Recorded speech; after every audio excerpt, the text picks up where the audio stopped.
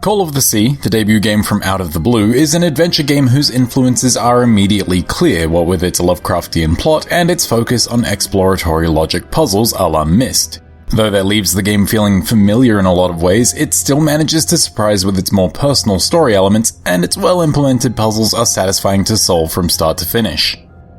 The game is set in the 1930s and puts players in control of Nora Everhart, a woman suffering from a unique illness as she searches for her missing husband who disappeared after undertaking an expedition to find a cure. Following clues that lead to an island in the Pacific, Nora must pick up the expedition's trail and discover not only their ultimate fate, but the secrets of the island itself. With its heavy use of Lovecraftian ideas and concepts, as well as some really blunt foreshadowing, it's pretty easy to predict where Call of the Sea is looking to take its story almost immediately. To its credit, however, the game does utilize these elements in a refreshing way, opting for a more hopeful, wondrous approach to the typically horror-focused material that it draws from, and there are some surprising elements to the story beyond the otherworldly trappings as well. The highlight of the game's narrative for me was the intrigue surrounding the missing party, as well as the exploration of their relationships with one another and Nora's relationship with her husband. Even though you're following behind all the action and you never really get to interact with anyone else directly, Call of the Sea's solid writing managed to hook me long before things even had a chance to get really weird.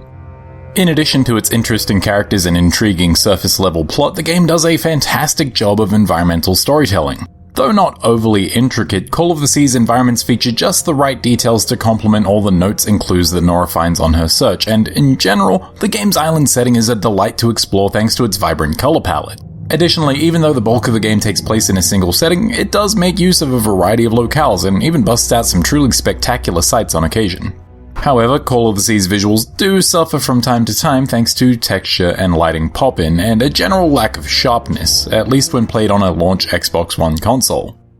These occasional hiccups don't impact the experience too heavily, however, and I was still finding myself driven forward by the promise of wondrous new locations to explore. This sense of wonder is reinforced by a soundtrack that utilizes a lot of low, rumbling string arrangements that feel foreboding and mysterious, with some lighter woodwind melodies sprinkled in to maintain a sense of hope and discovery. Rounding out Call of the Sea's audio elements are a couple of really solid vocal performances from Cissy Jones and Yuri Lowenthal, who portray the determined and hopeful Nora and her increasingly distressed and desperate husband really believably. With such a fascinating world to explore and characters to learn about, I was delighted to find that Call of the Sea's only real gameplay element, its puzzle solving, was similarly engaging. Following the missing expedition requires Nora to interact with ancient locking mechanisms and half-finished experiments, and the game provides a wide variety of puzzle types to keep you on your toes. For instance, sometimes you'll find yourself having to replicate elaborate constellations using a combination of smaller star signs, or maybe you'll be mixing sections of a spinning statue to coincide with the symbols that mark the shacks in the surrounding area. The latter of these examples is indicative of how Call of the Sea implements most of its puzzles. Though they often differ in terms of their specific mechanics, whether matching symbols and patterns or activating buttons in the correct sequence, the key to solving a lot of the game's challenges is usually hiding in plain sight in the environment around you. Puzzle icons appear in carvings and paintings, the solutions to scientific experiments are half scribbled in discarded notebooks, and hell, sometimes the solution to one puzzle is made up of the answers to a handful of other, smaller puzzles. This approach lets Call of the Sea feel constantly rewarding as you solve mini challenges and find scattered clues which then allow for one big hit of satisfaction when you finally solve an area's handful of larger puzzles.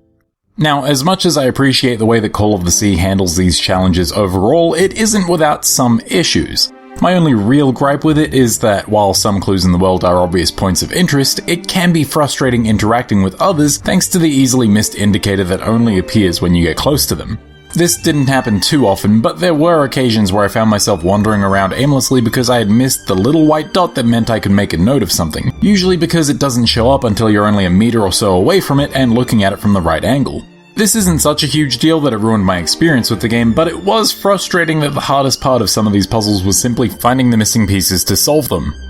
It's also worth noting that the game doesn't have much in the way of a traditional difficulty curve. The puzzles do technically get more complex, but usually this is achieved by adding steps to the process of solving them. Late game challenges tend to require extra clues or that you solve a greater number of smaller puzzles in the process, but the main puzzles of each section typically aren't much more challenging than those found in the earliest areas of the island. Beyond that, however, there isn't a great deal more to talk about with Call of the Sea, as its puzzles are really the only gameplay to speak of, and their variety makes it difficult to talk about them all in any great detail without also spoiling them. I suppose I could complain about the game's often sluggish movement, especially with regards to the game's swimming sections, but this doesn't have much of an impact on the thing that's going to keep people playing, which is the puzzles. And it isn't like Call of the Sea has to keep you playing for very long either. There isn't much to speak of in terms of additional content aside from collectible story logs, and the game is rather short overall, wrapping up in around 5 to 6 hours. At first glance, this might feel a little on the short side, but in terms of its story, I think Call of the Sea accomplishes everything it sets out to do, and although I would have happily continued to solve puzzles for another hour or two, I can't say I'm unsatisfied with what the game had to offer. And with that, Call of the Sea is good. With an engaging approach to puzzle design that encourages thorough exploration of its bright and colourful world, Call of the Sea is a satisfying adventure that rewards curiosity and logical problem solving with an engrossing story. Despite the clear inspirations behind it, the game still manages to surprise in a lot of ways, and its constant influx of varied puzzles had me feeling really clever on a regular basis. Even though it's not the longest game around, and unless you're playing on a decent PC or a more powerful Xbox, the game doesn't look the sharpest. If you're a fan of story-focused puzzle games, I highly recommend giving this one a look. Call of the Sea is available on Xbox One, Xbox Series S and X, and PC, and is currently available on Game Pass.